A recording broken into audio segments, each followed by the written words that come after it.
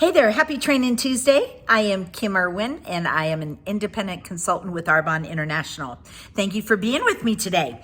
I want to share with you an experience that I had this past weekend up in Leadville, Colorado. If you're not familiar with Leadville, Leadville is the highest city in the US, not town, city, and it is at 10,200 feet. Okay, that's pretty high. I come from the Denver area, so I'm already over 5,000 feet. But for folks that come in from sea level, woo, that's quite an increase in your elevation. So why am I talking about this? Because I had kind of a scary incident over the weekend that really just got me thinking about sharing this with you guys, just for awareness. So I have got genetically high blood pressure and coronary artery disease. So thank you, Dad.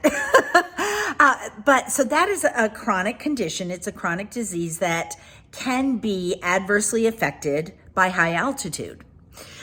Some of the information that I got, and I got lots of notes because I got this from Mayo Clinic. I'm not a doctor. I'm not trying to give any medical advice, but you can go to this site and get this information as well, especially if you're planning to go, to Colorado during ski season, or if you're like we did this past weekend, take our bikes because we wanted to just go bike riding up there.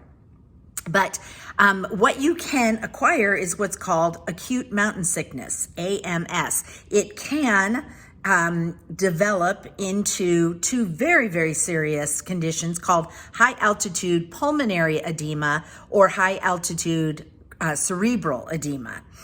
You don't want to get those. You don't want it to go that far. So you have to pay attention to the signs and symptoms of AMS. Okay. So a couple of statistics I thought that are interesting. There are approximately 30 million people at risk in the Western U.S. annually for getting AMS. That's a lot of people.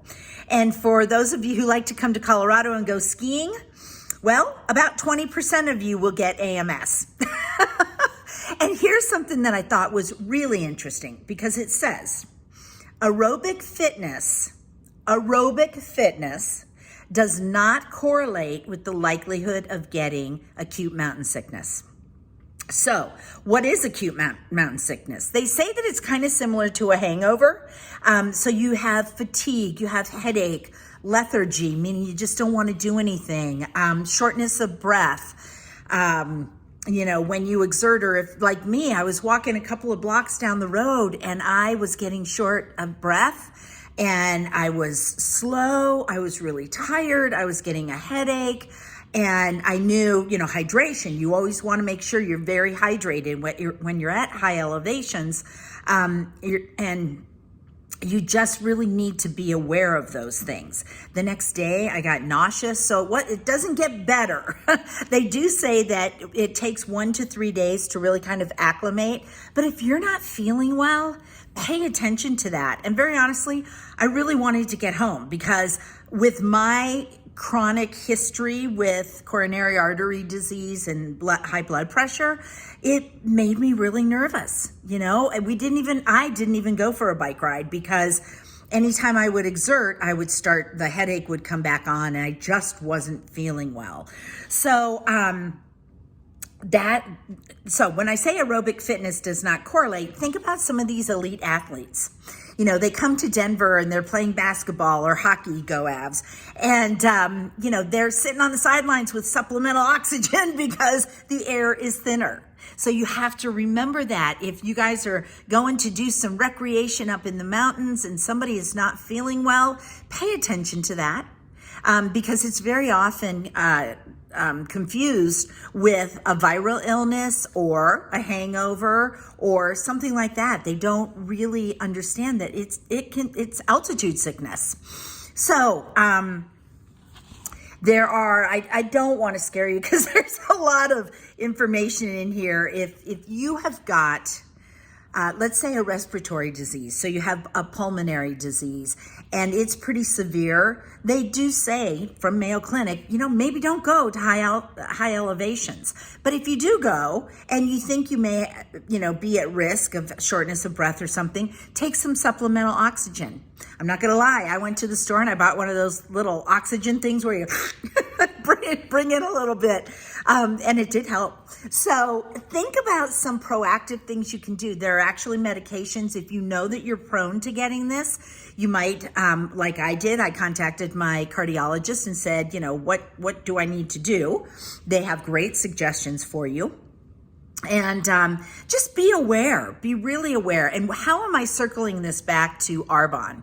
Well, number one, some of these chronic conditions, they're from inflammation, right?